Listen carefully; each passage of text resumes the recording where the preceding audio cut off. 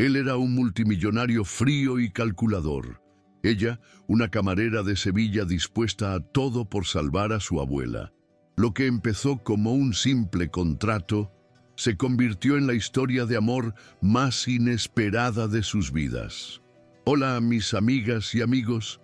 Antes de comenzar esta sorprendente historia, dejen en los comentarios desde dónde están viendo y cuéntame cómo va tu día, ¿vale? Y recuerden dar like y suscribirse al canal. El aire de Sevilla, en el mundo de Sofía Ríos, era una mezcla densa del aroma a azahar de los naranjos y el café recién molido que impregnaba su delantal.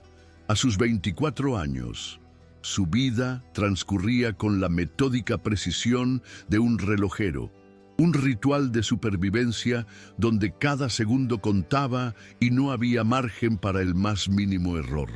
Trabajaba como camarera en una pequeña y acogedora cafetería del barrio de Santa Cruz, un lugar con más historia en sus paredes que lujos en su menú. Su uniforme, a menudo manchado de café o restos de tostadas, era su armadura en la batalla diaria por costear el carísimo tratamiento de diálisis de su abuela Pilar, el único y verdadero faro de su existencia. Cada turno doble que aceptaba, cada sonrisa que ofrecía a un cliente particularmente descortés y cada euro que guardaba con celo era una pequeña ofrenda en el altar de la esperanza, un rezo silencioso por la salud de la mujer que la había criado. Debajo de esa fachada de eficiencia y gracia natural, Sofía cargaba con el peso abrumador de una soledad que la calaba hasta los huesos y una lista interminable de sueños aplazados. Su herida más profunda no provenía de un único evento traumático, sino del desgaste constante, de la lenta agonía de ver cómo la luz en los ojos de su abuela se atenuaba un poco más cada día. Se sentía como una impostora en el escenario de su propia vida, sirviendo cortados y zumos de naranja con una amabilidad que ella misma rara vez recibía del destino. Observaba a las parejas reír en las mesas, a los turistas maravillarse con la Giralda a lo lejos, y sentía un abismo entre su realidad y la de ellos. Su juventud se consumía entre comandas y la limpieza de la máquina de café, un sacrificio silencioso que, temía en sus noches de insomnio, podría no ser suficiente para salvar a Pilar. La vida de Sofía era un tapiz tejido con hilos de preocupación y amor incondicional. Por las mañanas, antes de que la ciudad despertara por completo, se sentaba junto a la cama de su abuela, leyéndole fragmentos del periódico o simplemente sosteniendo su mano, sintiendo la fragilidad de sus huesos. «No te preocupes tanto, mi niña», le decía Pilar con una voz que era apenas un susurro.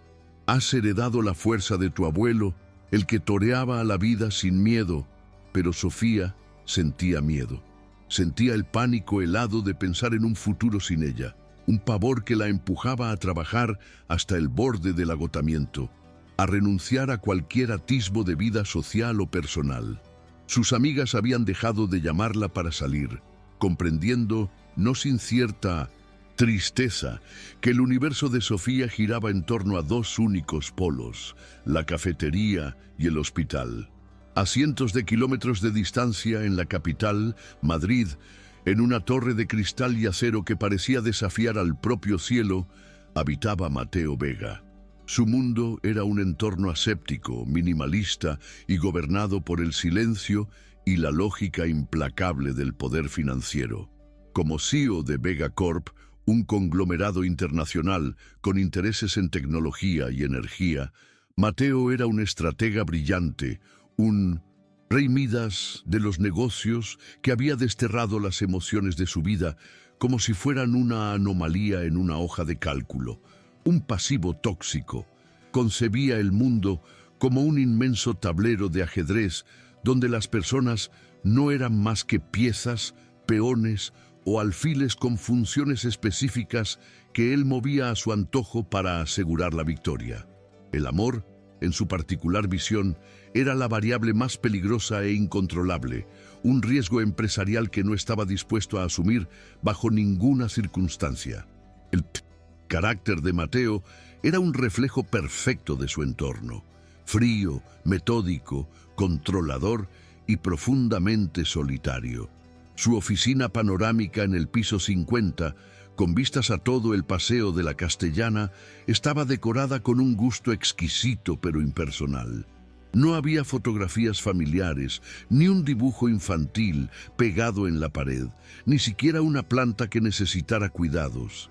Era un espacio lleno de éxito y vacío de alma, un reflejo de su propio interior. Era un hombre temido por su legendaria capacidad para tomar decisiones despiadadas, sin pestañear, y respetado por su genio para anticipar los movimientos del mercado, pero era completamente inaccesible, un enigma encerrado en una fortaleza de lujo y soledad de la que él mismo, hacía mucho tiempo, había olvidado la combinación.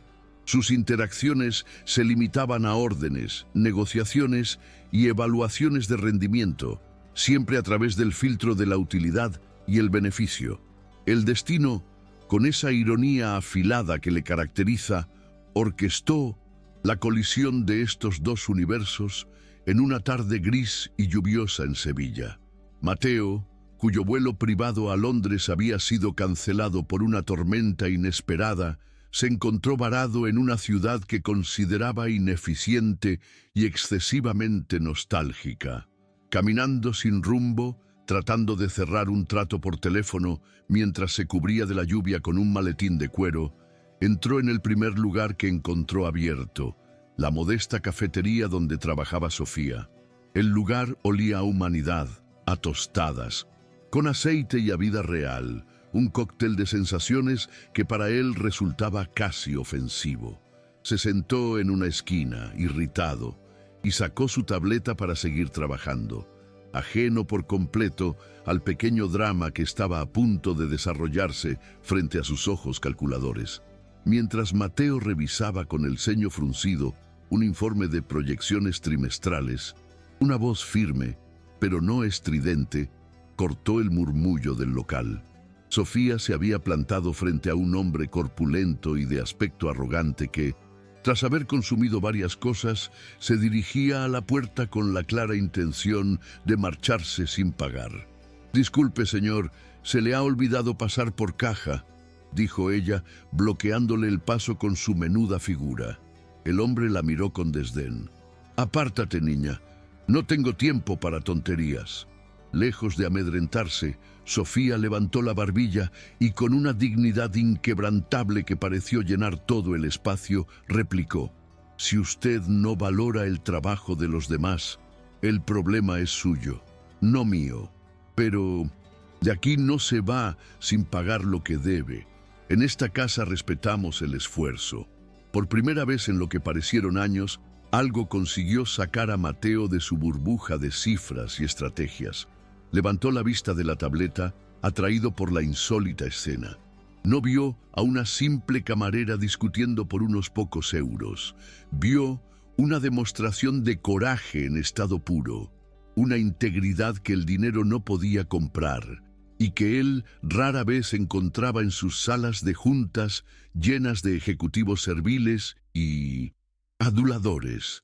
La observó manejar la situación con una calma y una firmeza que lo descolocaron por completo. Era una anomalía fascinante, una pieza en el tablero que se negaba a moverse según las reglas previsibles. El cliente, abochornado por la atención que había atraído, arrojó un billete sobre la barra y se marchó mascullando insultos. Sofía, sin perder la compostura, recogió el dinero y volvió a su trabajo como si nada hubiera pasado. La tensión del encuentro, sin embargo, no terminó ahí. En lugar de pagar su café e irse, Mateo esperó a que el local se vaciara un poco. Luego se acercó a la barra y con la misma frialdad con la que cerraba un acuerdo millonario, se dirigió a ella. «Necesito hablar con usted, en privado». Sofía, extrañada, lo condujo a la pequeña trastienda, un cuarto minúsculo que olía a productos de limpieza y a pan del día anterior. Allí, bajo la luz parpadeante de un fluorescente, el multimillonario le lanzó su propuesta, un pacto casi fáustico. Necesito que finja ser mi novia. Tengo una cena crucial con unos inversores alemanes la semana que viene y debo presentar una imagen de estabilidad, una relación sólida y tradicional.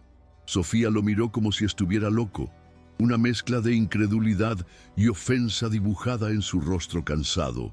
El contraste de mundos en esa pequeña trastienda era brutal, casi violento. La humillación inicial de Sofía chocó de frente con la lógica despiadada de Mateo. «¿Me está pidiendo que me alquile?», espetó ella, sintiendo cómo la ira comenzaba a bullir en su interior. «Le estoy ofreciendo una transacción comercial», corrigió él, impasible. «Y sé que la necesita». Fue entonces cuando lanzó el golpe de gracia, la estocada final que demostraba hasta qué punto la había estado observando. Su abuela Pilar padece una insuficiencia renal. El tratamiento es caro y su seguro no lo cubre todo. La invasión a su privacidad, la utilización de su punto más vulnerable, la rompió. Las lágrimas de rabia y desesperación asomaron a sus ojos. Por un instante quiso gritarle, pero la imagen de Pilar, frágil en su cama, silenció su orgullo. Con el alma hecha pedazos, pero sin otra salida, aceptó. «Lo hago por mi abuela», susurró con la voz quebrada. «Solo por ella. No se equivoque». El primer pago llegó a la cuenta de Sofía a la mañana siguiente, una cifra con tantos ceros que le provocó un vértigo nauseabundo. Era la solución a sus problemas, la salvación de Pilar, pero se sentía como el dinero más sucio que había tocado en 1900. Su vida, fiel a su palabra, Mateo envió un coche con chofer a recogerla.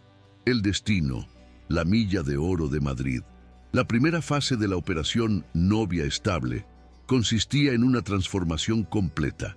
Sofía, con sus vaqueros gastados y sus zapatillas cómodas, fue introducida en boutiques de lujo donde cada etiqueta de precio equivalía a varios meses de su antiguo sueldo. «Necesita parecer que pertenece a mi mundo», le había dicho Mateo por teléfono, con su tono de director ejecutivo. «No es una petición, es un requisito del trabajo». Cada vestido de seda, cada par de tacones de aguja que se probaba, se sentía como un disfraz que le borraba la identidad, una cáscara brillante para ocultar a la camarera de Sevilla. Mateo la observaba desde un sofá de diseño en una de las tiendas con una expresión indescifrable como un científico examinando un espécimen. «El azul resalta el color de sus ojos. Cómprelo», ordenaba a la dependienta sin dirigirse directamente a Sofía. Ella, sintiéndose más un objeto que una persona, finalmente estalló en un susurro furioso mientras se probaba un collar de diamantes. «¿Disfruta de esto? ¿De convertirme en una de sus posesiones de marca?» Mateo levantó la vista de su teléfono, una ceja arqueada por la sorpresa de su insolencia. «Disfruto de la eficiencia, señorita Ríos, y su apariencia actual es ineficiente para el objetivo. No lo haga más personal de lo que es». Pero sus ojos se detuvieron en ella un segundo más de lo necesario, una fugaz chispa de algo que no era simple cálculo empresarial. La transacción se estaba volviendo a su pesar incómodamente personal. La preparación para la cena fue un curso intensivo sobre el mundo de Mateo. Le entregaron un dossier con los perfiles de los inversores alemanes, sus esposas, sus aficiones y hasta sus alergias alimentarias. «Se supone que soy su novia, no su espía», protestó Sofía durante una de las sesiones de entrenamiento en la suite de un hotel de lujo. Mateo, que estaba repasando unos documentos, ni siquiera levantó la vista. «En mi mundo, ambas cosas son a menudo sinónimos. Una pareja es un socio estratégico. Necesito que sea un activo, no un pasivo». Ella lo miró, a ese hombre encerrado en su torre de control, y sintió una punzada de algo parecido a la lástima. ¿Alguna vez ha tenido un socio que no fuera estratégico, Mateo? ¿Alguien a quien simplemente quisiera? El silencio que siguió a su pregunta fue más elocuente que cualquier respuesta que pudiera haberle dado. La noche de la cena, Sofía se miró al espejo y apenas se reconoció. El vestido azul zafiro caía en pliegues perfectos, su pelo estaba recogido en un moño elegante y las joyas que Mateo había aprobado brillaban en su cuello y muñecas. Se sentía como Cenicienta en el baile, con la aterradora certeza de que a medianoche el hechizo se rompería. Mateo la esperaba junto a la puerta, impecable en su smoking. Por un instante, su mirada profesional flaqueó, recorriéndola de arriba a abajo con una intensidad que la hizo sonrojar. Adecuada, fue todo lo que dijo, aunque el tono carecía de su frialdad habitual. Recuerde la historia que hemos pactado. Nos conocimos en una galería de arte en Sevilla. Fue un flechazo. Sofía asintió, el corazón latiéndole con fuerza, no solo por los nervios, sino por la extraña complicidad que empezaba a nacer entre ellos. Durante la cena, Sofía no se limitó a interpretar su papel. Lo habitó, lo perfeccionó y lo hizo suyo. Cuando la esposa del inversor principal, una mujer de aspecto severo llamada Elga, le preguntó con cierta condescendencia cómo una joven de Sevilla había captado la atención de un hombre como Mateo, Sofía sonrió con una dulzura desarmante. Supongo que vio algo que los demás no ven. Mateo tiene una reputación de ser implacable en los negocios, pero yo conocí al hombre que se detiene a escuchar a los artistas locales. El que cree que la belleza no siempre se puede cuantificar en un balance. Vio de reojo cómo Mateo casi se atraganta con su copa de vino, completamente desconcertado por esa faceta humana y atractiva que ella acababa de inventarle. Los inversores, visiblemente encantados, la escuchaban fascinados. Lejos de seguir el guión preestablecido, Sofía improvisó con una gracia y una inteligencia que dejaron a Mateo sin palabras.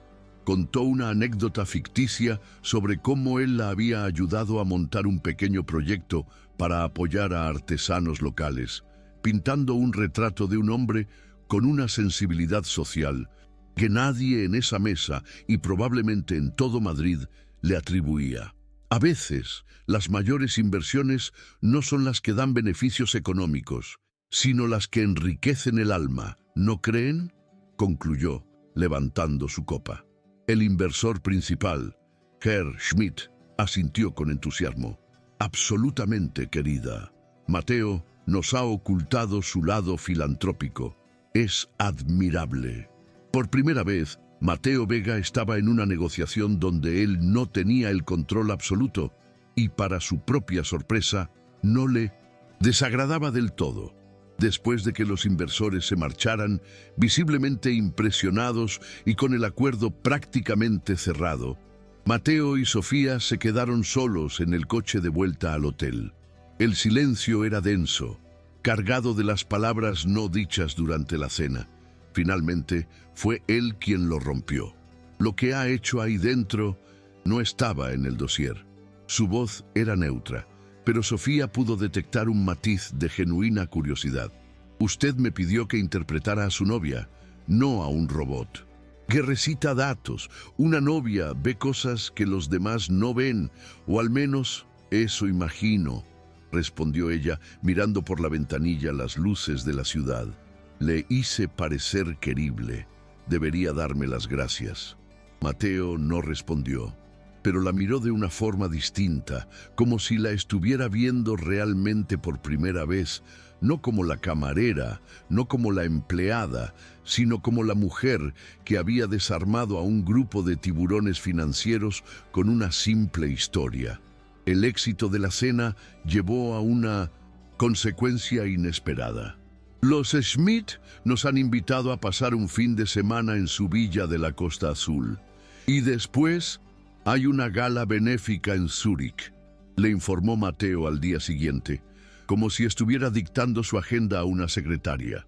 «Nos, creí que nuestro acuerdo terminaba después de la cena», replicó Sofía, sintiendo una punzada de alarma. «El acuerdo ha sido renegociado unilateralmente», dijo él. «Usted ha demostrado ser un activo demasiado valioso como para prescindir de él tan pronto. Doblaré la cantidad acordada». Sofía sintió una mezcla de indignación y una extraña, casi perversa, sensación de poder. «No soy una de sus empresas, señor Vega. No puede simplemente adquirir una participación mayoritaria en mi vida». Él la miró fijamente. «Ya lo he hecho», sentenció, dejando claro que la jaula de oro acababa de cerrar sus puertas. Así comenzaron semanas de una vida surrealista. Viajaron en jet privado, asistieron a óperas y cenaron en restaurantes donde no había precios en la carta. Sofía aprendió a moverse en ese mundo de lujo y apariencias, pero se aferró a su esencia como a un salvavidas. En medio de la opulencia, no dejaba de desafiarlo. Durante un vuelo sobre los Alpes, mientras él trabajaba sin descanso en su portátil, ella le preguntó directamente: «¿Disfruta de ver el mundo desde esta altura, Mateo?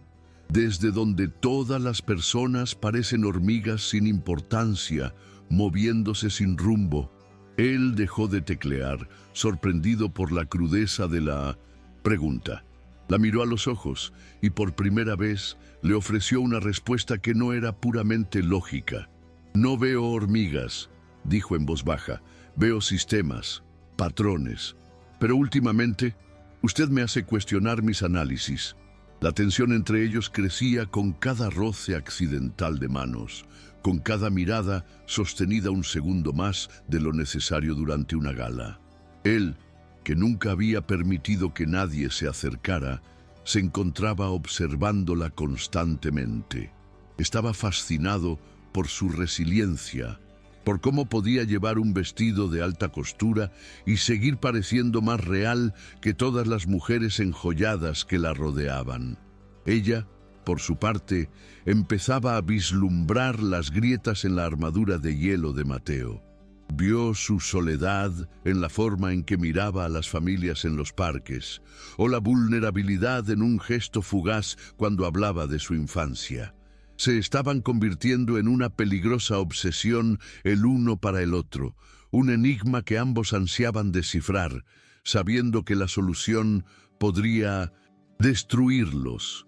En una ocasión, durante un evento en Mónaco, un rival de negocios de Mateo intentó humillarla, haciendo una velada referencia a sus orígenes humildes. Antes de que Mateo pudiera intervenir con su habitual frialdad aniquiladora, Sofía sonrió y respondió con una calma letal: «Tienes razón, mis orígenes son muy humildes. Aprendí que el valor de una persona no se mide por su cuenta bancaria, sino por su integridad. Es una lección que, por lo que veo, algunos nunca tienen la oportunidad de aprender». El hombre se quedó sin palabras y Mateo la miró con una mezcla de shock y una admiración que ya no podía disimular. Esa noche, en la soledad de su suite, él le preguntó: «¿De dónde saca esa fuerza?». Ella se encogió de hombros. De no tener nada que perder, o al menos eso creía hasta ahora. La farsa se volvió cada vez más difícil de mantener porque los sentimientos que la sustentaban empezaban a ser peligrosamente genuinos. Él se encontró buscándola en cada habitación, ansiando, sus comentarios sarcásticos y sus preguntas incisivas que rompían su monótona existencia. Ella se encontró defendiéndolo no solo por el contrato, sino porque empezaba a sentir un impulso protector hacia ese hombre brillante y terriblemente solo. «¿Por qué aleja a todo el mundo, Mateo?», le preguntó una noche en un balcón con vistas al lago de Como. Él tardó en responder, mirando la oscuridad: «Porque el afecto crea vulnerabilidades, y las vulnerabilidades son explotadas. Es la primera regla de los negocios y de la vida». «Quizás por eso su vida parece más un negocio que una vida», replicó ella suavemente, y por primera vez él no tuvo una respuesta lógica que ofrecer. El punto de quiebre definitivo llegó en una lujosa villa que Mateo había alquilado en Mallorca, bajo el pretexto de necesitar un descanso antes de una importante fusión. Lejos de las cámaras, de los inversores y de las expectativas, el aire entre ellos cambió. Ya no había un guión que seguir. Una noche, mientras una suave música instrumental flotaba en la terraza junto a la piscina infinita, él se acercó a ella. La vulnerabilidad en sus ojos era algo que Sofía nunca había visto antes. Sofía, dijo, usando su nombre de pila sin el formalismo del apellido por primera vez. Baila conmigo. Ella lo miró cautelosa. Esto es parte del trato. ¿Hay algún fotógrafo escondido entre los arbustos? Él negó con la cabeza, y su expresión era de una seriedad absoluta. No, no como parte del trato. Solo baila. Conmigo, cedió. Puso su mano en la de él y dejó que la guiara hacia el centro de la terraza iluminada por la luna. Mientras se movían lentamente al ritmo de la música, la fachada que ambos habían construido con tanto esmero comenzó a desmoronarse pieza por pieza. La cercanía de sus cuerpos era electrizante. Él la sostenía con una delicadeza que contradecía su reputación despiadada, y ella se apoyó en él, permitiéndose sentir, solo por un instante, el peso de su propia soledad. No eran el CEO y la camarera, solo eran un hombre y una mujer, dos almas solitarias, orbitando peligrosamente cerca la una de la otra, suspendidas en un momento frágil y perfecto. El mundo exterior, con sus contratos y sus mentiras, pareció desvanecerse en la cálida noche mallorquina. Él la miró con una intensidad que la desarmó por completo, una mirada que parecía atravesar todas sus defensas y ver directamente en su alma. «Me miras de una forma que nadie más lo hace», susurró él, su voz ronca por la emoción. Y Milsiu. Aire se espesó a su alrededor, cargado de una tensión insoportable y una atracción innegable. Sofía sintió que su corazón se detenía, consciente de que lo que dijera a continuación podría cambiarlo todo. Podía haber hecho una broma, haber aligerado el momento, pero en su lugar eligió un acto de peligrosa honestidad. «Es porque no te veo como un producto de tu propia marca, pero tampoco estoy segura de si todavía te veo solo como un cliente». La confesión quedó suspendida entre ellos. Una verdad tan desnuda y vulnerable como ellos mismos se sentían en ese momento.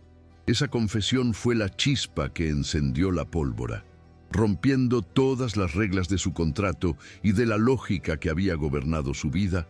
Mateo acunó el rostro de Sofía entre sus manos y la besó. No fue un beso calculado ni estratégico, fue un beso desesperado y tierno, una colisión de dos mundos, una explosión de toda la tensión y el anhelo reprimidos durante semanas. Fue el reconocimiento silencioso de que su farsa se había convertido en su única verdad. Sofía le devolvió el beso con la misma urgencia, aferrándose a él como si fuera el único punto de anclaje en un mar de confusión.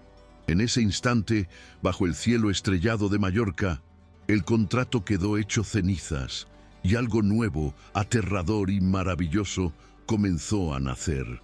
Al separarse, ambos respiraban con dificultad, con la frente apoyada en la del otro. El silencio que los envolvió ya no era incómodo, sino íntimo. «Esto», empezó a decir ella con la voz temblorosa, «esto no estaba en el acuerdo». Mateo trazó con el pulgar el contorno de sus labios, sus ojos oscuros llenos de una emoción que Sofía nunca creyó posible ver en él. «Entonces tendremos que redactar uno nuevo», respondió él, su voz apenas un susurro. «Uno sin cláusulas, sin condiciones, solo esto». La simplicidad de sus palabras la golpeó con más fuerza que cualquier gesto grandioso. Por primera vez, Mateo Vega no estaba negociando, no estaba calculando, estaba rindiéndose. Y en esa rendición, Sofía encontró una aterradora y embriagadora sensación de esperanza. Los días siguientes en Mallorca fueron un sueño febril. Dejaron de fingir para las cámaras inexistentes y comenzaron a ser simplemente ellos. Pasearon por calas escondidas, comieron en pequeños restaurantes junto al mar y hablaron durante horas, no sobre negocios o estrategias, sino sobre sus miedos, sus sueños olvidados, sus infancias.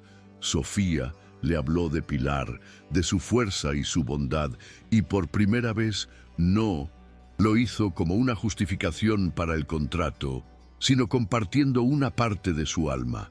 Él la escuchaba con una atención que nunca había dedicado a nadie, absorbiendo cada palabra, cada gesto, como un hombre sediento que encuentra un oasis en el desierto. La coraza de Mateo se agrietaba con cada sonrisa genuina de Sofía. Mateo, a su vez, le habló de su padre, un hombre exigente y frío, que le enseñó que el afecto era una debilidad y el éxito la única medida del valor de un hombre. Me enseñó en construir un imperio, pero nunca a construir un hogar, confesó una tarde, mientras veían el atardecer pintar el cielo de tonos anaranjados y violetas.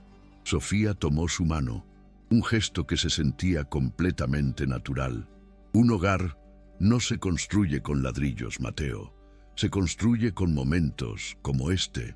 Él entrelazó sus dedos con los de ella y se quedaron en silencio, viendo cómo el sol se hundía en el mar, sintiendo que, quizás por primera vez en sus vidas, ambos estaban exactamente donde debían estar. La intimidad física siguió a la emocional de forma inevitable y natural. No fue una transacción, sino una exploración mutua, un lenguaje que ambos entendían sin necesidad de palabras. En la privacidad de su villa, descubrieron una conexión que trascendía sus mundos opuestos. Él, que siempre había visto el contacto físico como una herramienta o una distracción, encontró en los brazos de Sofía un refugio, un lugar donde podía despojarse de su poder y ser simplemente un hombre. Ella, que había construido muros alrededor de su corazón para protegerse del dolor, se permitió ser vulnerable, descubriendo una ternura en Mateo que él mismo no sabía que poseía. Era una relación nacida de una mentira, pero que se sentía más auténtica que cualquier verdad que hubieran conocido. Sin embargo, una sombra de inquietud persistía. ¿Qué pasará cuando volvamos a Madrid?, preguntó Sofía una noche, acurrucada a su lado. ¿Seguiremos siendo nosotros o volveremos a ser el CEO y su activo estratégico? Mateo la abrazó con más fuerza, su rostro serio a la luz de la luna. No lo sé, admitió con una honestidad brutal, pero sé que no quiero volver a lo de antes. Contigo todo es diferente. Me haces querer ser diferente. La confesión era un riesgo enorme para un hombre que odiaba el riesgo, y Sofía lo sabía. Le dio un beso suave. Entonces, seremos diferentes juntos, susurró, aunque una parte de ella temía que el mundo real, con sus reglas y sus juicios, estuviera esperando para destrozar su frágil burbuja. Durante esos días idílicos, Sofía también le habló de su cuaderno secreto. Un viejo diario donde no solo escribía sus pensamientos, sino que redactaba cartas a un futuro imaginario, a una versión de sí misma que era feliz y libre. Le confesó que era su forma de no perder la esperanza, de mantener vivos sus sueños, aunque la realidad fuera asfixiante. Mateo le pidió leerlo, pero ella se negó con una sonrisa triste. Es lo único que es completamente mío. No está en venta ni en alquiler. Él, sorprendentemente, no insistió. Simplemente la miró con una nueva comprensión, dándose cuenta de la profundidad del mundo interior de esa mujer que por un capricho del destino había entrado en su vida para ponerla del revés. Mientras tanto, en Madrid, la prolongada y ahora pública relación de Mateo Vega comenzaba a generar murmullos. Un viejo rival de negocios, un hombre llamado Ricardo Morales, a quien Mateo había humillado en una adquisición hostil años atrás, empezó a indagar. Veía la felicidad en las fotos de los paparazzi, la forma en que el antes gélido Mateo Vega miraba a esa desconocida sevillana, y su instinto le decía que allí había algo que no encajaba. La historia de la camarera convertida en princesa era demasiado perfecta, demasiado parecida a un cuento de hadas. Y Ricardo sabía que en el mundo de los negocios, los cuentos de hadas no existían. Así que empezó a cavar, buscando la verdad que pudiera destruir a su enemigo. El regreso a Madrid fue un aterrizaje forzoso en la realidad. Las miradas indiscretas, los susurros en las reuniones de la Junta, la presión constante. Mateo intentó proteger a Sofía, mantener la intimidad que habían encontrado en Mallorca, pero era como intentar sujetar el agua con las manos. Se veían a escondidas en su apartamento, creando un pequeño refugio en medio del huracán de sus vidas públicas. Siento que estamos viviendo una doble mentira ahora, le confesó Sofía una noche. Fingimos ser una pareja para el mundo y ahora fingimos no serlo para que nadie descubra que es real. Mateo la besó, tratando de silenciar sus miedos y los suyos propios. Lo resolveremos, juntos. Pero en el fondo, ambos sabían que la bomba de relojería que habían activado en aquella trastienda de Sevilla seguía corriendo. El golpe llegó de la manera más cruel y calculada posible, orquestado por la mano vengativa de Ricardo Morales. Un martes por la mañana, todos los kioscos de España amanecieron con la misma portada. Una revista de cotilleos de gran tirada mostraba una foto de Mateo y Sofía riendo en Mallorca, y junto a ella una imagen de la humilde cafetería de Sevilla. El titular, en letras enormes y sensacionalistas, lo destrozaba todo. La Cenicienta por contrato. Descubrimos la farsa de amor del millonario Mateo Vega. El artículo, lleno de verdades a medias y detalles filtrados del contrato original, era una pieza de aniquilación periodística. La burbuja, finalmente, había estallado de la forma más devastadora imaginable. El artículo pintaba a Sofía como una arribista calculadora, una trepadora sin escrúpulos que había vendido su dignidad por dinero y lujo. Usaba frases como «la camarera que cazó a un millonario», y publicaba extractos del acuerdo financiero inicial. A Mateo lo describía como un manipulador sin corazón, un hombre tan vacío que necesitaba comprar afecto para mantener su imagen pública. Cada palabra era un puñal diseñado para humillarlos, para despojarlos de cualquier atisbo de autenticidad. El cuento de hadas se había transformado en una crónica de sucesos sórdida y barata, y ahora toda España estaba invitada a juzgarlos. Para Sofía, que había luchado toda su vida por mantener su dignidad intacta, la humillación fue absoluta y total. Su peor pesadilla se había hecho realidad. El mundo de Sofía se derrumbó en cuestión de horas. Su rostro, junto al de Mateo, estaba en todas las pantallas de televisión, en las portadas de los periódicos digitales y en las conversaciones de cada cafetería. Se convirtió en la paria nacional, la trepadora de Sevilla. Al salir del apartamento de Mateo esa mañana para intentar llegar al hospital, fue asediada por un enjambre de periodistas y fotógrafos. Los flashes la cegaban, las preguntas la acribillaban como balas. ¿Cuánto le pagó, señorita Ríos? ¿Se arrepiente de haber engañado a todo el mundo? ¿Era el dinero lo único que le importaba? Se sentía desnuda, expuesta, juzgada por millones de extraños que creían conocer su historia por un titular malicioso. La dignidad que tanto se había esforzado por proteger yacía hecha jirones en el asfalto de una calle de Madrid, pisoteada por la opinión pública. Logró escapar en un taxi, con el corazón martilleándole en el pecho y las lágrimas de humillación quemándole los ojos. Su teléfono no dejaba de sonar. Números desconocidos, mensajes de odio en sus redes sociales, que había olvidado poner en privado, e incluso llamadas de antiguas conocidas que querían saber el chisme de primera mano. La vergüenza era una sensación física, un nudo en la garganta que le impedía respirar.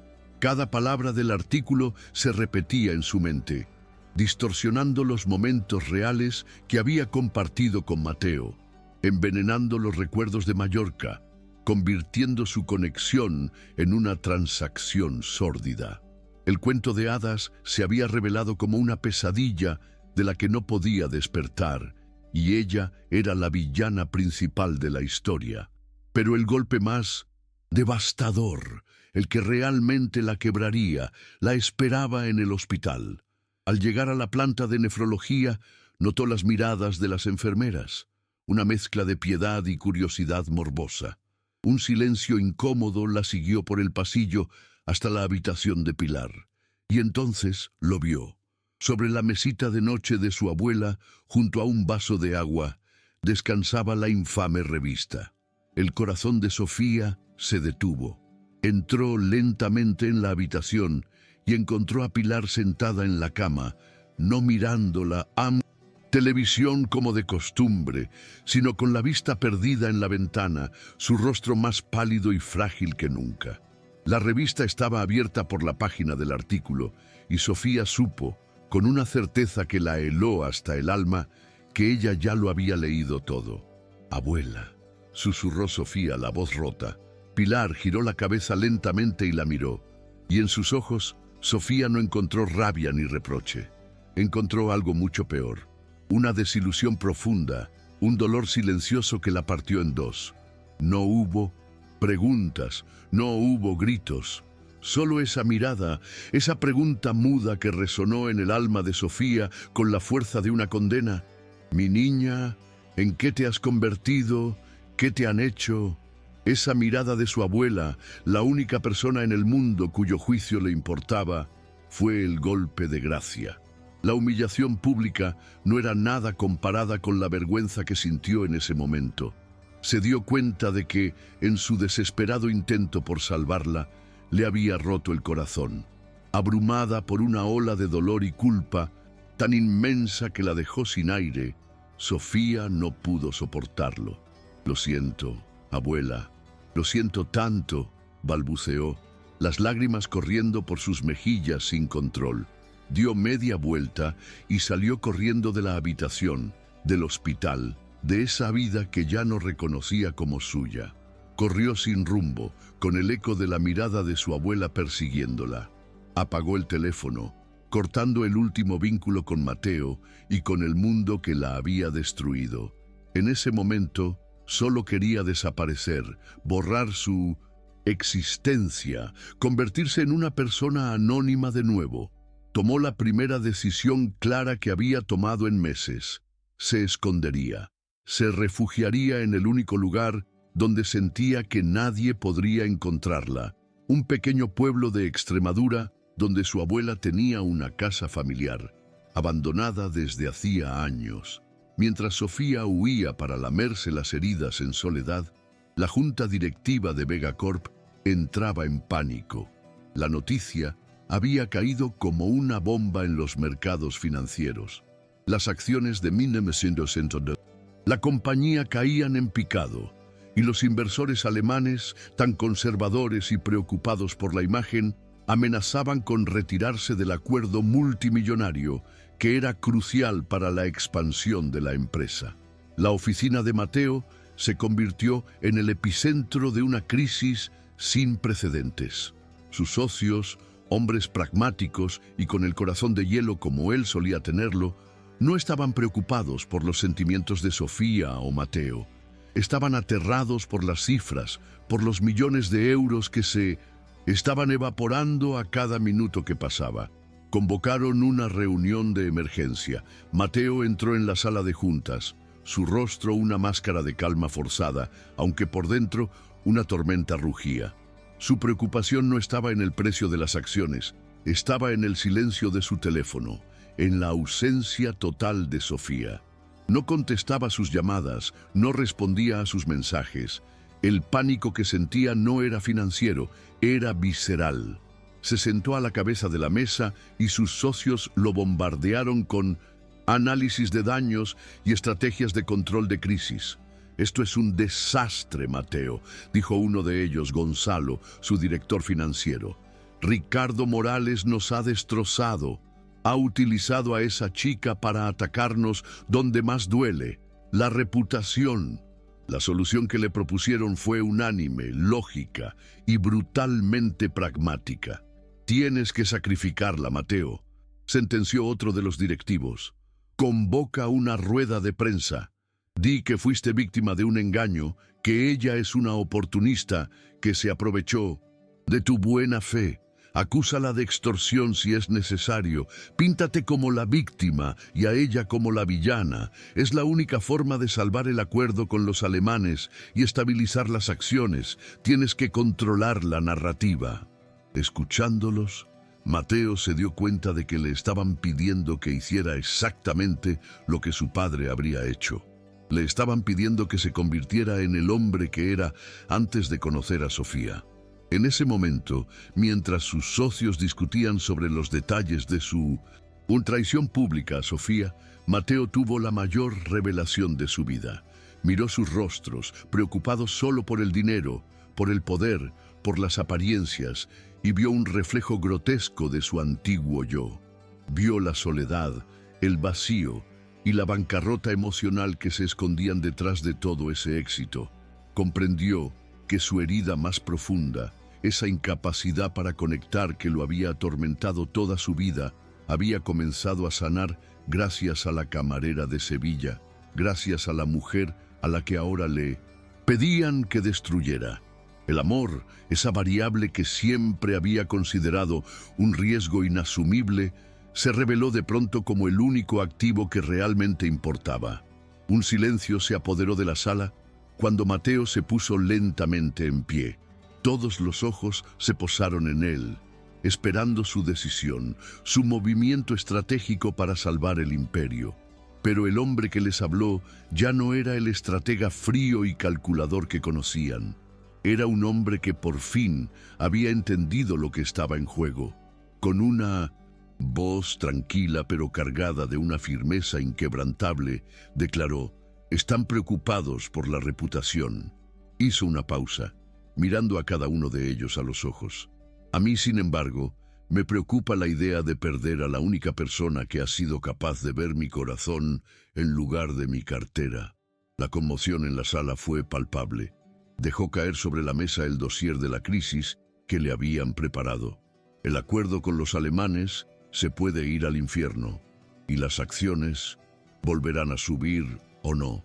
«Francamente, ahora mismo no me importa».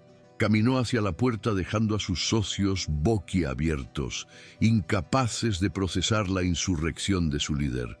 «Ustedes están tratando de salvar una empresa. Yo voy a intentar salvar algo mucho más importante». Con esa declaración, Mateo Vega, el rey Midas de las finanzas españolas, abandonó su sala de juntas, su torre de cristal, su imperio en llamas. No era una maniobra de negocios, era un acto de redención. Era su elección definitiva, la persona sobre el poder, el sentimiento sobre el beneficio. Al salir de la sala, su asistente corrió tras él, pálida y confundida. «Señor Vega, ¿a dónde va? ¿Qué digo a la prensa?» Mateo ni siquiera se detuvo. «Dígales la verdad», respondió, una media sonrisa irónica asomando en sus labios. «Dígales que el CEO de Vega Corp se ha tomado un permiso de ausencia indefinido para buscar algo que ha perdido». Sacó de su bolsillo la cartera y, de uno de sus compartimentos, extrajo una pequeña tarjeta doblada. Una copia del contrato original que había firmado con Sofía. Un recordatorio de cómo había empezado todo. Se detuvo frente a un gran ventanal que daba a la ciudad, el símbolo de todo su poder, y con un gesto deliberado rompió el contrato en 1000 pedazos. Los pequeños trozos de papel cayeron como confeti triste sobre la moqueta de diseño. Con ese gesto simbólico, Mateo no solo rompía un acuerdo legal, se liberaba de su antiguo yo. Estaba rompiendo el contrato con su padre, con una vida de soledad, autoimpuesta y con la creencia de que todo y todos tenían un precio. Por primera vez actuaba sin una red de seguridad, sin un plan de contingencia. Su único objetivo, su única estrategia, era encontrar a Sofía. Demostrarle, no con palabras vacías, sino con un sacrificio real, que lo que había nacido entre ellos en Mallorca no era parte de la farsa, sino la única verdad que le importaba. El imperio podía esperar, el alma no. Su búsqueda comenzó de inmediato, de forma frenética y desesperada. Contrató a los mejores investigadores privados, pero les dio una orden muy clara: encuéntrenla, pero no la asusten.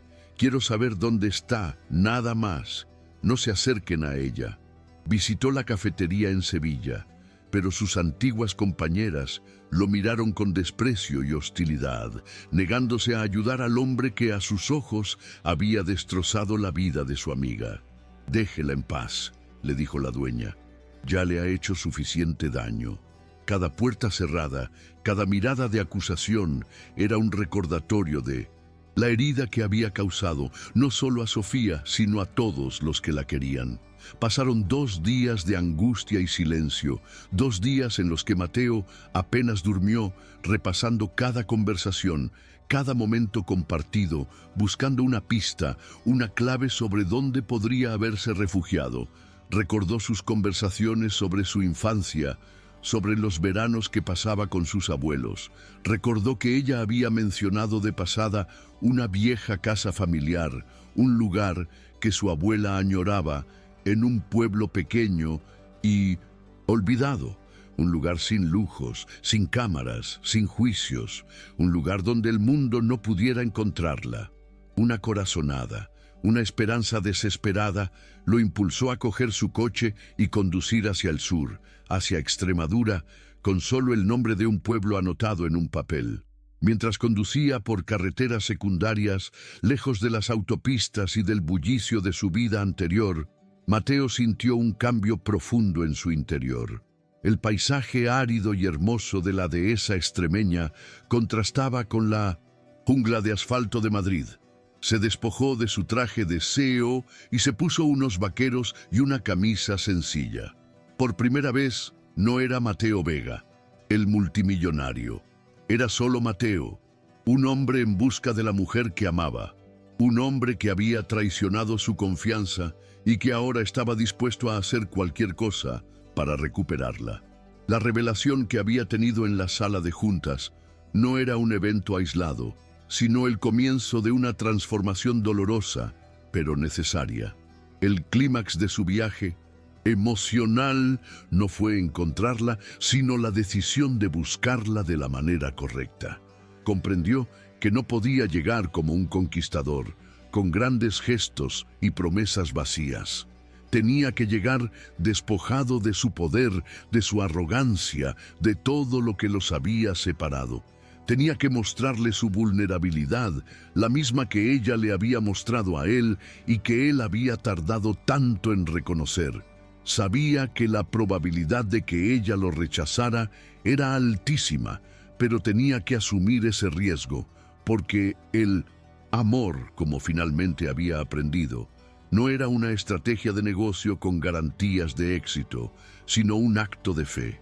Finalmente, tras preguntar a varios ancianos en la plaza del pequeño pueblo, uno de ellos reconoció la descripción de la casa de la familia de Pilar, la casa de los ríos. Está al final del camino de tierra junto a los viejos olivos. Creí que no vivía nadie allí desde hace años. Mateo sintió un vuelco en el corazón. Condujo lentamente por el camino polvoriento hasta que la vio. Una casa pequeña, humilde, con las paredes encaladas y un pequeño patio delantero. Y allí, en el patio, estaba ella, de espaldas a él, arrodillada en el suelo de piedra, fregándolo con una furia silenciosa, como si intentara arrancar no solo la suciedad, sino también el dolor y la humillación de su alma. Estaba rota. Incluso desde la distancia, él podía sentirlo. Su postura era la de alguien que ha sido derrotado por la vida. No llevaba vestidos de diseño ni joyas, sino ropa vieja y gastada. Su velo estaba recogido de cualquier manera y su rostro, cuando se giró por un instante al oír el motor del coche, estaba marcado por la tristeza. Mateo aparcó el coche a cierta distancia para no asustarla y se bajó. Cada paso que daba hacia ella sobre el camino de tierra se sentía como 1 kilómetro. El corazón le latía con una fuerza brutal en el pecho. Estaba a punto de enfrentarse a la consecuencia más importante de sus actos, y por primera vez en su vida no tenía ni idea de cuál sería el resultado. Ella lo vio. Sus ojos se abrieron como platos, una mezcla de pánico, rabia y sorpresa. Se puso en pie de un salto, usando el cepillo de fregar como una barrera improvisada entre ellos. «¿Qué haces aquí?», gritó, su voz temblorosa pero cargada de una ira fría. «¿Has venido a disfrutar del espectáculo? ¿A ver en qué se ha convertido tu activo estratégico?». Cada palabra era un dardo envenenado, y Mateo supo que se los merecía a todos. Se detuvo a varios metros de ella, levantando las manos en un gesto de paz, mostrando que venía desarmado. «Sofía, por favor, solo he venido a hablar». Él se acercó un paso más, despojado de toda su arrogancia, de toda su autoridad. Su rostro reflejaba un cansancio y una vulnerabilidad que ella nunca había visto. «Vete, Mateo, no hay nada de qué hablar. El contrato se acabó, la función ha terminado». Ella se dio la vuelta, dándole la espalda, negándose a mirarlo. «Por favor», suplicó él, su voz quebrada por una emoción que ya no podía contener. «Tienes razón, la función ha terminado, el contrato está roto, yo lo rompí, por eso estoy aquí, no como tu jefe, no como un cliente, solo como Mateo». Ella se quedó inmóvil, su espalda rígida como una pared. La batalla entre su dolor y la sinceridad en la voz de él, librándose en su interior. El clímax emocional de su historia no sería una explosión, sino un tenso y frágil silencio en un patio polvoriento de Extremadura. El silencio en el patio era denso, pesado, lleno de todas las cosas que se habían roto entre ellos. Sofía se giró lentamente, sus ojos enrojecidos por el llanto, pero ahora endurecidos por el dolor y la desconfianza. Lo examinó de arriba a abajo, al hombre despojado de su traje de poder, con la ropa cubierta de polvo del camino. «¿Y cómo sé que esto no es solo otra actuación?», espetó, su voz temblando de una rabia contenida. «¿Otro papel bien ensayado para conseguir lo que quieres? El del CEO arrepentido. Debe ser un nuevo reto para ti». Cada palabra era una prueba, una barrera que levantaba para proteger los restos de su corazón. Él no dio un paso atrás. Soportó su mirada, aceptando el castigo, la duda, todo. Sabía que las palabras no serían suficientes para reparar el daño que había causado.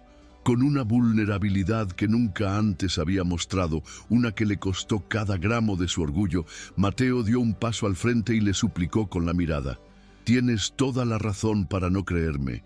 Tienes razón en todo.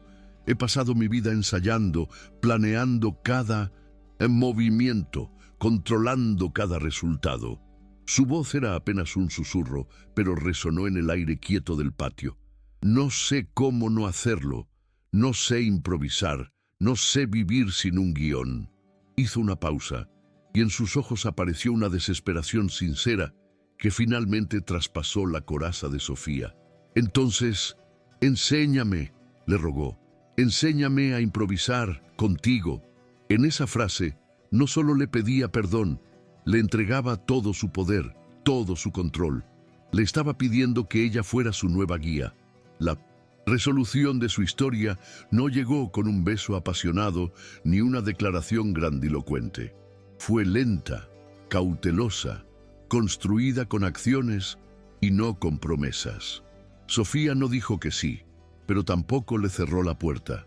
Le permitió quedarse en la vieja casa del pueblo, aunque en habitaciones separadas, y observó. Lo vio intentar torpemente arreglar una valla caída.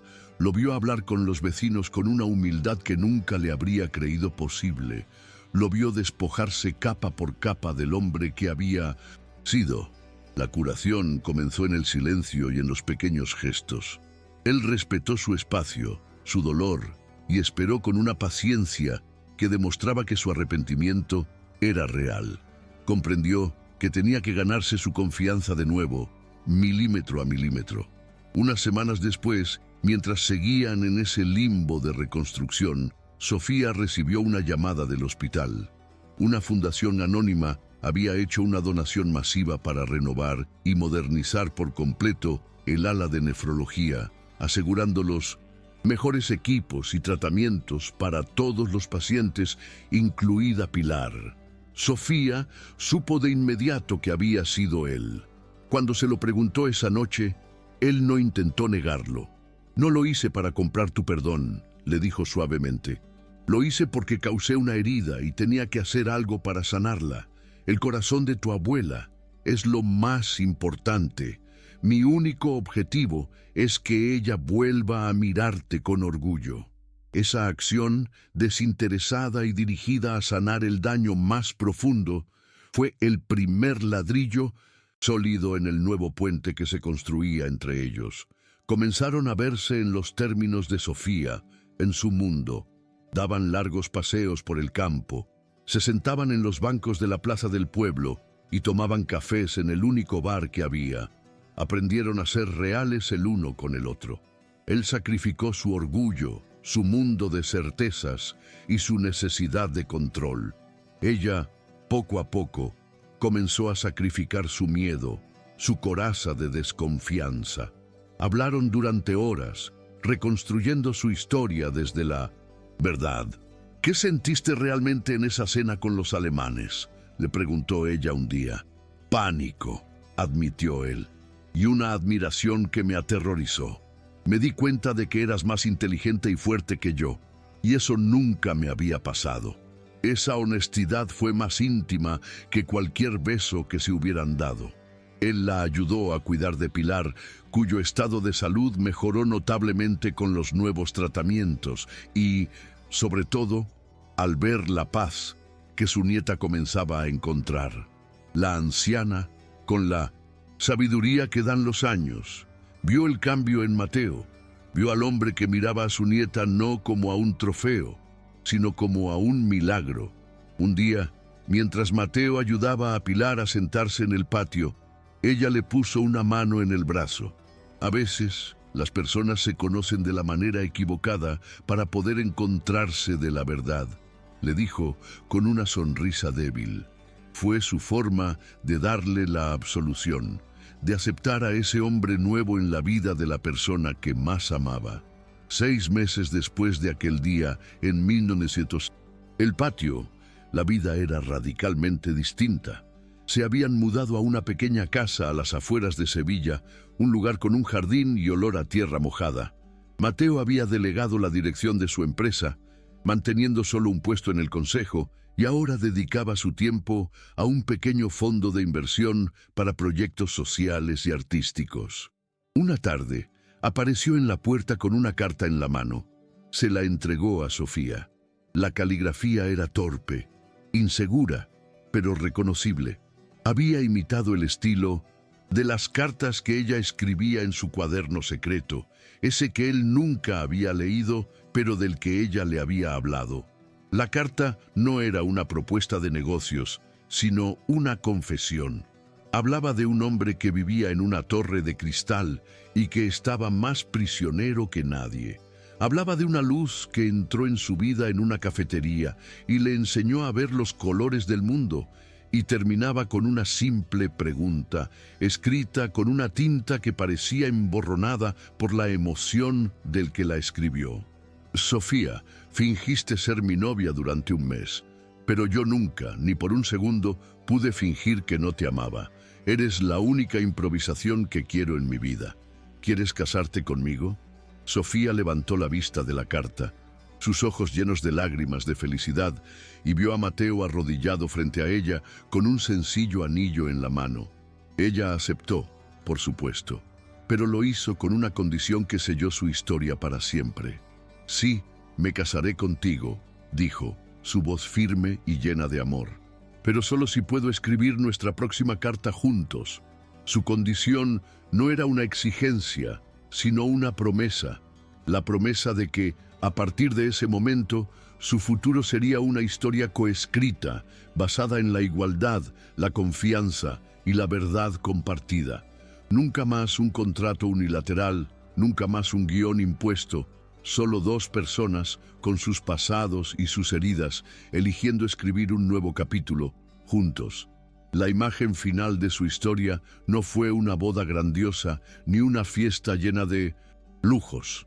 Fue una tarde soleada, meses después, en el jardín de su nueva casa. Casados en una ceremonia íntima a la que solo asistieron Pilar y unos pocos amigos, ahora estaban sentados en un banco de madera. Sofía abrió su viejo cuaderno, el que la había acompañado en sus horas más oscuras, y lo pasó hasta encontrar una página completamente en blanco. Mateo la abrazó por la espalda, apoyando su barbilla en el hombro de ella. Juntos, con las manos de él sobre las de ella, tomaron un bolígrafo y, al unísono, comenzaron a trazar la primera letra de una nueva historia.